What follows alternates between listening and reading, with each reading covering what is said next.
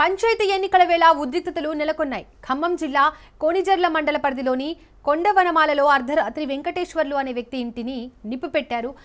నష్టం తప్పింది. రాజకీయ కక్షతోనే తన ఇంటికి నిప్పు పెట్టారని బాధితుడు వెంకటేశ్వర్లు ఆరోపించారు.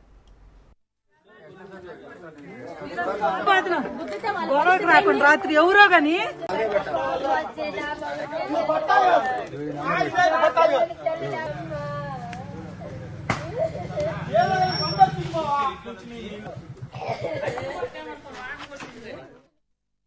రైట్, ఇదే అంశానికి సంబంధించి మోర్ డీటెయిల్స్ మా ప్రతినిధి ఉపేందర్ అందిస్తారు. ఉపేందర్, వెంకటేశ్వర్లు అనే వ్యక్తి ఇంటికి నిప్పు పెట్టిన వారెవరని, వారెవరిపైన అనుమానాలు వ్యక్తం చేస్తున్నారు? డీటెయిల్స్ ఏంటి?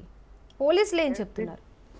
దీపిక, ఖమ్మం జిల్లా కొణిజర్ల మండల పరిధిలోని కొండ వనమాల గ్రామంలో రాత్రి వెంకటేశ్వర అనే ఇంటికి అయితే అగంతుకులు అయితే నిప్పు పెట్టారు. ఇటు ఎమ్మటే గమనించినటువంటి స్థానికులు మంటలు ఆర్పడంతో అటు ప్రాణ నష్టం కూడా తప్పిందని అయితే మనం చెప్పుకోవచ్చు.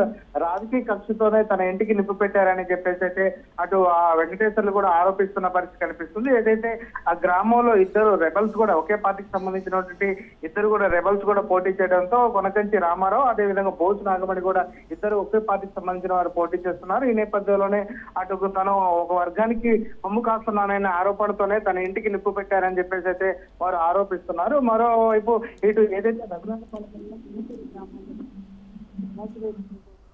ముందస్తుగా పోలీసులు బందోబస్తు ఏర్పాటు చేశారు. మూడు పార్టీల నాయకులు ఒకే చోట విధిస్తున్న నేపథ్యంలోనే ఒక్కసారిగా సమస్యాత్మకంగా ఉన్నటువంటి సింహపూడి గ్రామంలో ఒక్కరికి జన్మ కావడంతో పెద్ద గందరగోళ పరిస్థితులు నెలకొన్నాయి. అయితే పోలీసుల సమీపంలో ఎటువంటి ప్రచారం నిర్వహించొద్దని హెచ్చరించినప్పటికీ ఎవరైనా ప్రచారం నిర్వహిస్తే కేసులు పెడతామని చెప్పేసి అయితే టౌన్ ఏసీపీ రమణమూర్తి చెప్తున్న నేపథ్యంలోనే అక్కడ కొంత ఉద్రిక్త పరిస్థితులు అయితే నెలకొన్న పరిస్థితి కనిపిస్తుంది. ఇక పోలింగ్ కేంద్రం వద్దకు దూసుకొచ్చేందుకు ఇరు వర్గాలు కూడా ప్రయత్నించడంతో అక్కడ కొంత ఉద్రిక్త పరిస్థితులు అయితే చోటు చేసుకున్న పరిస్థితి కనిపిస్తుంది. వెంటనే పోలీసులు రంగప్రవేశం చేసి వారందరూ కూడా చెదరగొట్టే ప్రయత్నం చేశారు. ప్రస్తుతం ఇటు ఏదైతే కాంగ్రెస్ నాయకుడిగా చెప్పుకుంటున్నటువంటి వెంకటేశ్వర ఇల్లు తగలబెట్టడంపై అటు పోలీసులు అయితే కేసు నమోదు చేసుకుని దర్యాప్తు అయితే కొనసాగిస్తున్నారు. ఇటువంటి హింసాత్మక ఘటనలు పాల్పడకుండా ప్రశాంత వాతావరణంలో ఎన్నికలు నిర్వహించాలని చెప్పేసి అయితే అధికారులు సూచిస్తున్న పరిస్థితి జిల్లాలో కనిపిస్తుంది. దీపిక. రైట్.